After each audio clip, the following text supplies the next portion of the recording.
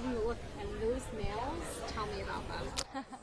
These were done by my incredible nail artist Juan.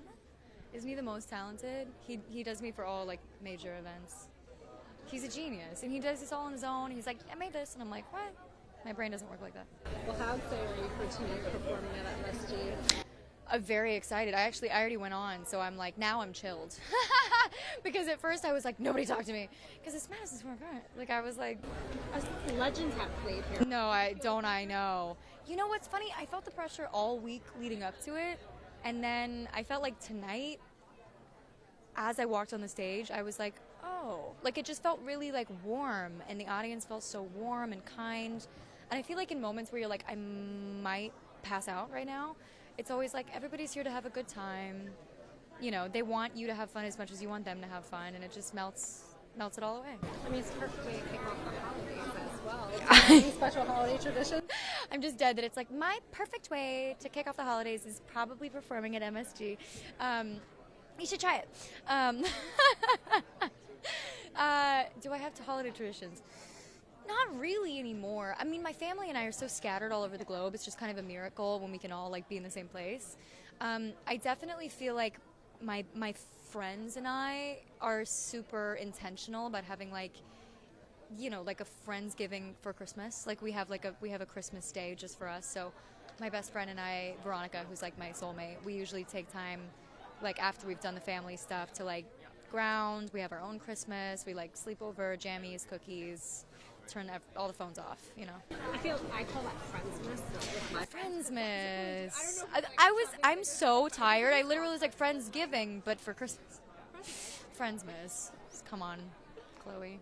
I mean, we're backstage right now. Have you ran into Lizzo? Have you run into anybody that you're looking forward to? I haven't run into Lizzo yet. I mean, tonight's lineup is so mind-blowing that I'm like a fangirl around the corner being like, no, it's not them. For everybody. But I'm trying to think. I mean, you know, Ava Max is lovely. We had a nice conversation and cuddle. But no, I was really, you know, these things are so intense that you're like prepping, and then you get on stage and you come off and you do press. So we don't really cross paths very much. I'm saying this is where the bus. She says I'm saying. Might be. That's right. Like tonight. That's right. You and me both. You and me. We're soulmates probably. That's what I think. You did just release a new song today. Yeah. So tell me about the song, the meaning behind it. It's Woman Like Me. Girl Like Me, yeah. So basically, it's not like a super crazy deep meaning. It's always my favorite when the lyric is like, I don't give up. And people are like, what does it mean to you? And you're like, it means I don't give up. So I grew up obsessed with the Charlie's Angels movie with Demi Moore. I think it's the best one. Except for the one with Knox at the end with that Pharaoh Monch. Simon says, that changed my life. But he's just laughing.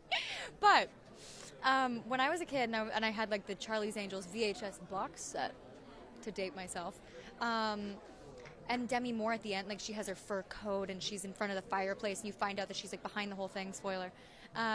And the original Edwyn Collins, Girl Like You, comes on. I was like, it was a religious experience for me. Like I was a 7-year-old possessed. And I grew up loving that version. Obviously it's, you know, from 1994, but it sounds like it's from the 60s. Like he had this really amazing throwback style that I fell in love with. And I've been really obsessed with that kind of like jazz bar, rootsy rock, 60s, echoey, fuzzy sound. Like that's always been my favorite thing. Which is why I don't make music that sounds like that. Everybody in the comments is like, and it's true. But I grew up loving it, and I always wanted to cover it. But then my producer, Evan Blair, and I were like, what if we just write an answer? Like, what if we gender flip it? So we rewrote it, and with Edwin's blessing, went back in, changed all the production, made it very like kind of clubby, synthy. Honey, that riff. What else were we gonna do? Don't rewrite a classic, unless you want to rewrite the rest of it. It's killer. Thank you. It's been top of the charts. Thanks. And I want to say, you really killed out the AMAs. Thanks. Speech. How thanks. Was that for you? Because that was one of the best speeches I've ever heard. Thank you. You know, it was. my whole team is queer. We all are very close. We're all really good friends. And so we heard about what happened at Club Q when we were in the trailer prepping, and, we're listening to music, and then, like, somebody sees the headline, and then we all see the headline. There are so many attacks happening on the LGBTQ community right now that it feels like just, like, one big hit after another to the whole community. And I think everybody's feeling very disempowered around that and really heartbroken, and I think it's emotional for everybody, the queer community at large, and also so many people who are allies, who I consider to be a part of the queer community. It's really disheartening. It's really mind-blowing to me to see so many things scapegoated on the queer community at such a volatile time. Like, we're going backwards, and it's heartbreaking, and it's heavy, and it's real. And while there is not many things we can do to shift some people's viewpoint around who we are in our community, at the very least we can send messages to the people who feel disempowered, because we're all feeling that way. And in this moment, like, I just think that there's nothing much you can do except for unite people and remind people that they're not made wrong, remind people that they're,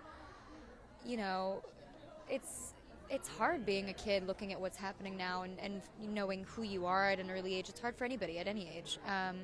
So I think just any opportunity that we can to remind people that they're perfect and there's nothing wrong with them and they don't deserve violence or discrimination. We should take that opportunity whenever we can get it. That was fantastic. And I know you started out in the acting community. Are we ever going to see you back on stage, on film? Oh, yeah. You know what's funny? I had a film come out this year called Vengeance with BJ Novak. But the year has felt so long that it feels like it never happened. So I do have a movie out right now. It's called Vengeance. And I got the second season of my Apple show, Schmigadoon, which we also shot for a couple months in Vancouver in the middle of all this music stuff. And I actually have, like, quite a few acting projects lined up for next year. But it's just, it's funny because I'm literally only doing this. And everybody's like, when are you going to do that again? I'm like, I am. I'm like, I am right now. Yeah, no, it's really been wild. We were joking about that too, by the way. Like, I'm not, we were saying earlier, we're like, can we believe that was this year? Like, it just feels like ages ago. It's true. It's been a big year.